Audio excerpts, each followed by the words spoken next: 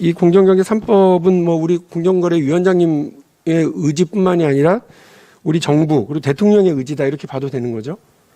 예, 뭐 그 국정과제로 일단 설정이 돼 있는 과제입니다. 공정경제 3법이 문재인 대통령 대선 공약하고도 연관이 되어 있는 거고요.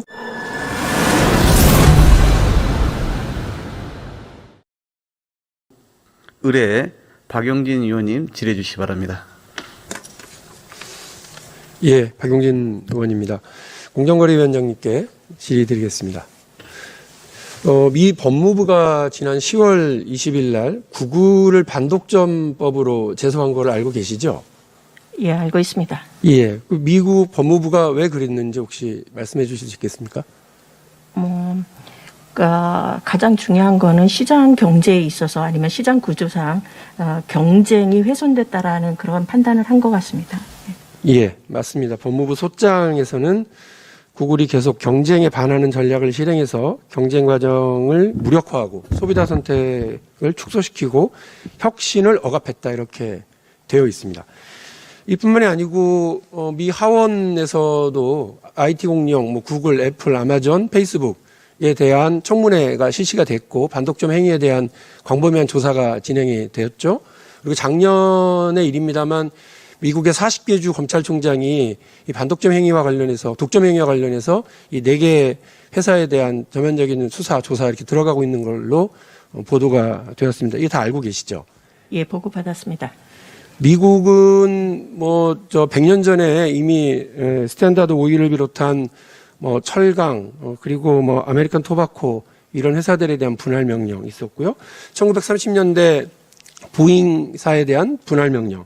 그리고 1980년대 AT&T 분할 명령, 그리고 마이크로소프트에 대한 조사 등등 이렇게 쭉 해왔습니다.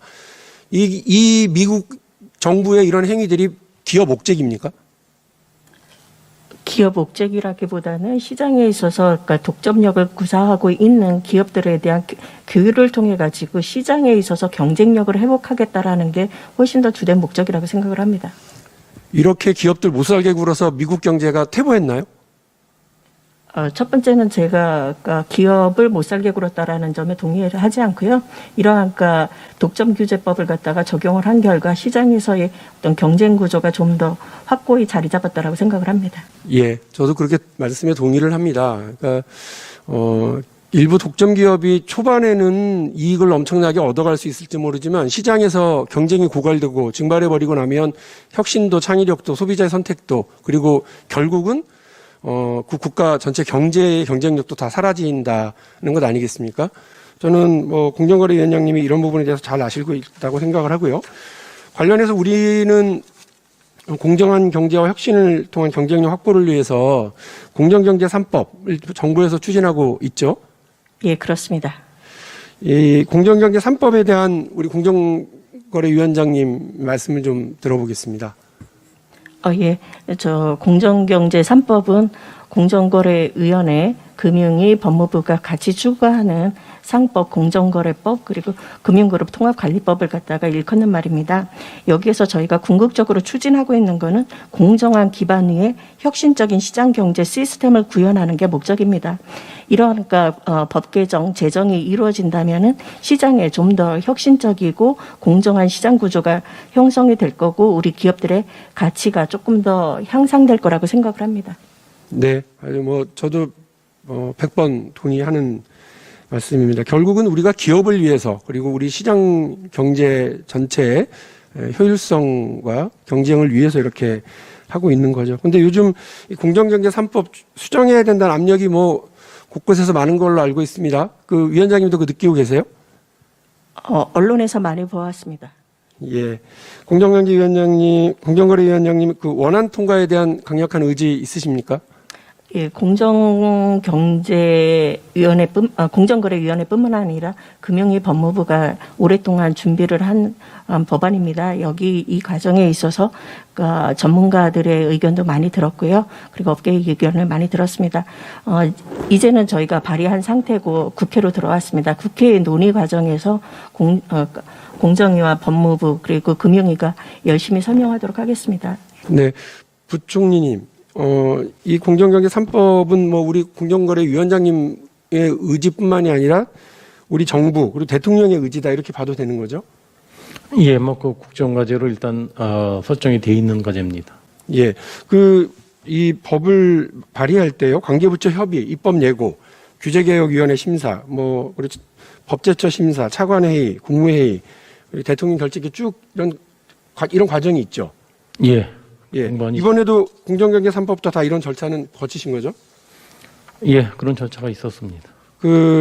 아마 여기서 그러면 그동안 여러 논의들 통해서 우리 경제에 미칠 긍정적, 부정적 영향 충분히 검토가 됐을 거라고 생각을 하는데 이와 관련해서 재계에서는 또 야당의 일부에서는 제가 볼 때는 좀 엄살이 좀 심하시고 그리고 여러 가지 반대 목소리가 상당히 나오고 있는데요. 아까 말씀하신 것처럼 공정경제와 관련해서 이것이 우리 경쟁을 지키고 기업의 가치를 제고하는 법이라고 말씀을 우리 공정거래위원장님 해주셨는데 기업 옥죄기 법이다 혹은 사회주의 법안이다 이런 것에 대한 우리 부총리님의 의견은 어떻습니까? 예, 뭐 그런 지적은 저는 맞지 않다고 보고요. 또 우리 경제의 어떤 기업 경영을 포함해서 투명성을 강화하기 위한 그런 공정성과 투명성을 강화하기 위한 조치로 그렇게 저는 이해를 합니다. 다만 이제 그와 같은 공정성과 투명성을 강화하는 목적 이면에 기업들이 우려를 계속 정부에 전달하고 또 지금 이미 정부안이 국회에 나가 있는데 국회에도 계속 경제계가 우려를 전달하고 있는 걸로 알고 있습니다. 그래서 저도 그러한 부분에 대해서는 좀 유심 있게 좀 모니터링하고 있고요. 지금은 이제 국회로 정부안이 넘어간 상태이기 때문에 국회 심의 과정에서 아마 저는 논의가 되던가 아니면은 원안 처리가 되던가 그렇게 되지 않을까 싶습니다. 국회에서도 의견을 수렴하긴 하겠습니다만 법을 마련하고 여러 절차를 거치는 과정에서는 재계의 의견을 들어본 적이 없다 이 말씀이신가요? 아닙니다. 의견을 들었는데 재계도 저도 저희한테도 의견이 왔고 하는데 재계의 그런 의견이 반영이 돼서 정부안이 마련된 게 아니니까 국회에 와서도 아마 경제계에서 그런 우려를 지속적으로 제기하는 걸로 제가 이해가 됩니다. 공정경제 3법이 문재인 대통령 대선 공약하고도 연관이 되어 있는 거고요. 그래서 다시 말씀드립니다만 이거는 국민들이 민주적 절차에 의해서 선택한 정부가 국민들이 또 선택한 정책에 대해서 이렇게 입법 과정에 들어가고 있다 이렇게 봐도 되는 거죠. 예, 정부로서는 그렇게 해서 그런 과정을 거쳐서 국회에 제출했고요. 또 국회는 국회 나름대로 또 다양한 의견을 또 수렴하는 소통 창구가 있으니까 그런 과정을 거치면서 입법이 되지 않을까 싶습니다. 국회에서도 노력하겠습니다만 정부에서 우리 공정거래위원장님 그리고 금융위원장님 그리고 부총리님께서도 적극적으로 이 법안들의 원안 통과를 위해서 좀 노력을 해주시기를 부탁드리겠습니다. 공정거래위원회 경제민주화팀 있죠, 위원장님? 예, 있습니다. 150개 정도의 공정경제 과제를 챙기고 있는 걸로 알고 있는데요. 여기에 공정경제 3법도 포함되어 있는 겁니까? 예, 저희가 취합하고 관리하고 있는 법안 중에 일부입니다. 예. 지난 5일 삼성, 현대차 그리고 SK, LG 4대 그룹 젊은 총수들이 비공개 회동했다는 언론 보도가 있었는데 여기에서 공정경제 3법에 대한 논의가 있다는 보도가 났는데 혹시 보셨습니까? 아직 그 보도는 보지 못했습니다.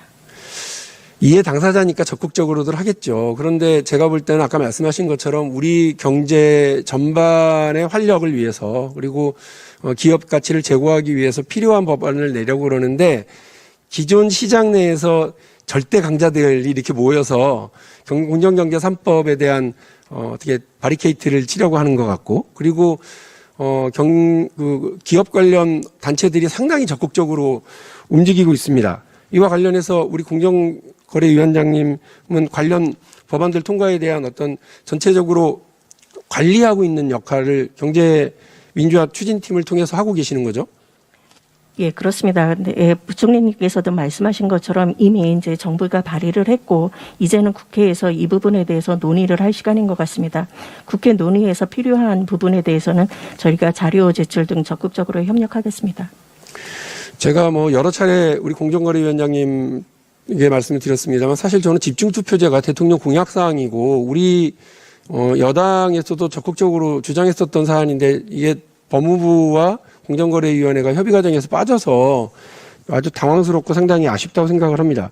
그러나 그 과정은 역시 아까 부총리도 말씀하셨습니다만 기업들의 의견을 듣고 현재 맞는지 안 맞는지 이런 것들을 잘 감안해서 그렇게 됐다 뭐 이런 말씀도 주셨었거든요. 그래서 더 이상 후퇴하지 않기를 바라고 원안 통과가 되기를 기대를 하면서요. 최근 나오고 있는 3% 룰 있지 않습니까? 이게 이제 상법에서 관련된 얘기긴 한데 이걸 개별 3%로 변경하자 뭐 혹은 다양한 이런 주장들이 있습니다. 그런데 이렇게 개별 3%로 변경하게 되면 법 취지가 훼손될 수 있고 원래 원안에서 담고자 하는 그런 법 개정에 이익을 얻기가 어렵다고 생각하는데 공정거래위원장님 어떻게 생각하십니까? 예, 이 부분에 대해서는 사실은 법무부가 주관 부처입니다. 그리고 상법상에서 실제로 개정할 내용이기 때문에 법무부의 의견이 가장 중요하다라고 생각을 하고, 그리고 법무부도 일단 이 부분을 갖다가 국회에다 제출한 상황이니까 국회에서는 여러 이해관계 당사자들의 의견을 갖다가 아마 들으실 기회가 있을 것 같습니다. 법무부의 의견도 열심히 들어주시기를 부탁드리겠습니다. 법무부가 주무천 건 저도 아는데요. 아까 말씀드린 것처럼 공정경제 3법에 대한 전체 주관을 하신다고 하시고 하니까 의견을 여쭤보는 거예요. 위원장님 의견.